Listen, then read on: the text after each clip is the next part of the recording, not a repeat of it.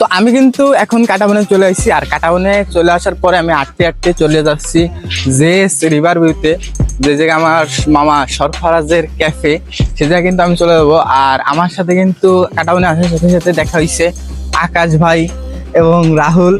তো আমরা সবসময় আড্ডা দিই জেএস রিভার ভিউতে, তো এখন জেএস রিভার ভিউতে যাবো, যাই বসবো, কথা বলবো, অনেক কিছুই করবো, এভরিথিং অনেক কিছু।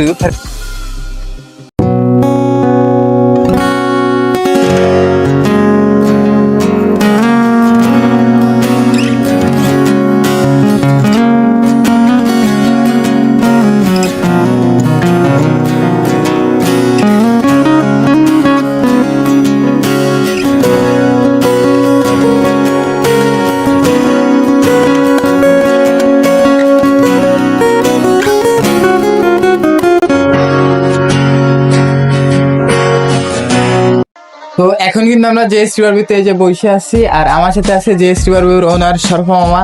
তো তার মুখ থেকে আজকে শুনবো যে জেএস রিভার ভিউতে নতুন নতুন কি কি আইটেম আছে, আর এখানে মানে মানুষজন কিরকম আসতেছে, তারা খায় কি বলতেছে, সবকিছু আজকে তার মুখ থেকে শুনবো। তো আপনার এই ক্যাফেতে নতুন নতুন কি কি আইটেম আপনি রাখছেন? প্রথম প্রাথমিকভাবে তো ফ্রেঞ্চ ফ্রাই, চিকেন ফ্রাই ছিল। এখন ফালুদা, লাচ্ছি, যে আমের জুস, বার্গার। তো এখন এখানে আছে ফ্রেঞ্চ ফ্রাই, ফালুদা, লাচ্ছি, তারপরে চিকেন ফ্রাই, আরো অনেক কিছু আছে, আরো সামনে আরো অনেক আইটেম হবে। আর সবাই আসতেছে এখানে, অনেক মজা করতেছে। আসলে এখানে আসার মজাটাই একটা জিনিস, সেটা হলো নদীর পাড়ে এত সুন্দর বাতাস, একটা গ্রামীণ পরিবেশে মানুষজন বসে এখানে আসলে অনেক ভালো একটা ফিল পাইতেছে।